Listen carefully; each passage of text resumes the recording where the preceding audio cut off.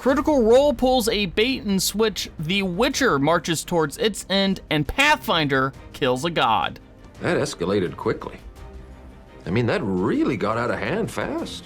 Welcome to Fantasy News Friday, our weekend news rundown. Today we're talking about the latest episode of Critical Role, some big Pathfinder news, and the end of the Witcher TV series. Now remember, if you like these kinds of news videos, be sure to hit those like and subscribe buttons so we can keep making them. Now, this is breaking news.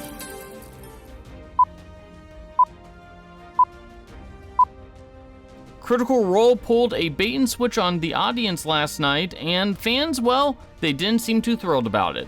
In the latest episode of Critical Role, Bell's Hells retreated from Ruidus Sans FCG, who, well, you know, watched some of our previous videos. You make every day a smiley day. And so I just sign off and go. And tried to come to terms with what happened. When Orm sent another message to Dorian, hoping for a response, Matt surprisingly kicked everyone out of the table, Abria came in, and the rest of the episode was basically an Exandria Unlimited episode, featuring the Crown Keepers.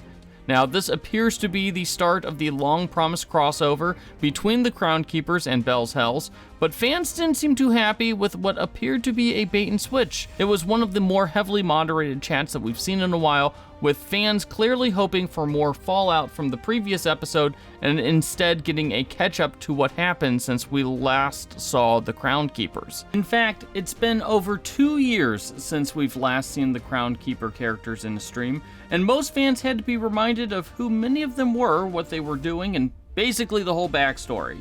And while they immediately got into trouble with Opal possibly giving us a sneak preview of Laudna's fate as the evil spider god Lolth took over her body and started killing her memories and trying to kill her friends, that was really just lost on the audience, who just seemed confused as to why they would leave behind the emotional impact of FCG's sacrifice to jump into a multi-episode arc with characters they barely remembered from 2 years ago. By the end of the episode, Opal doesn't look too hot as she's been transformed by Lolth, and it looks like Dorian isn't going to be too keen on helping to stop Predathos, as he seems to keep watching his friends get messed with by the gods.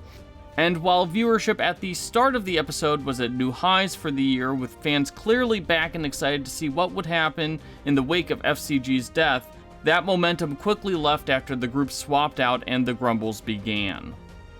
Now, in more positive news, Sam's presence at the table was missed the most during the ad reads at the beginning of last night's episode, with Marisha having to don what Critical Role swore was a hot dog costume for a bit. The costume did not look like a hot dog. Fan art is already popping up online, and I really recommend that you watch it because that bit is hilarious. Definitely looks like a hot dog. Yeah. Yeah, that's exactly what I was thinking it looks like. In other Critical Role news, the brand is getting its own whiskey.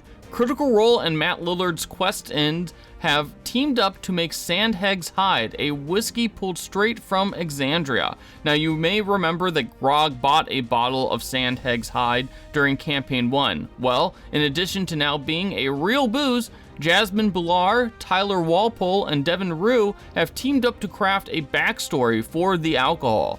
Pre-orders kick off on April 30th. Cheers, I'll drink to that, bro. Sword AF is getting a second season, but it will be in audio format only. SMOSH announced that it was bringing back its actual play show as a podcast, which fans didn't seem too happy about. SMOSH later followed up with a statement saying that they would focus on video product moving forward for its tabletop RPGs, but folks didn't seem to be too happy with this move in general. However, the first episode of the now audio-only Sword AF is available now. I think we all needed to hear that. The Witcher's extended death rattle has begun.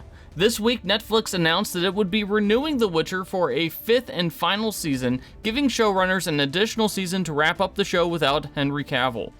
The once ambitious franchise seems to be coming to an end with more of a whimper than a roar, as production of the 4th season has just started this week.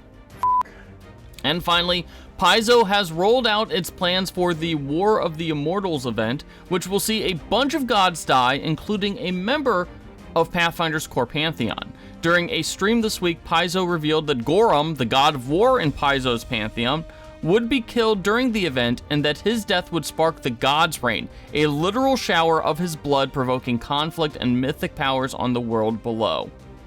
Paizo will not only publish a new War of the Immortals rulebook that adds 2 more classes, the Animist and the Exemplar, and mythic rules, but also a new Lost Omens book that revisits the various divinities who survived the conflict. Also, 2 new adventure paths that show the God's Reign up close and personal. Also announced was a new novel, which focuses on the God's Reign, and perhaps most surprisingly, a new playtest for 2 new martial focus classes, the Commander and the Guardian. Now we'll dig into those later this month when the playtest launches. Well, that's all the news that we have. Let us know what your favorite story was in the comment section, and don't forget to hit those like and subscribe buttons.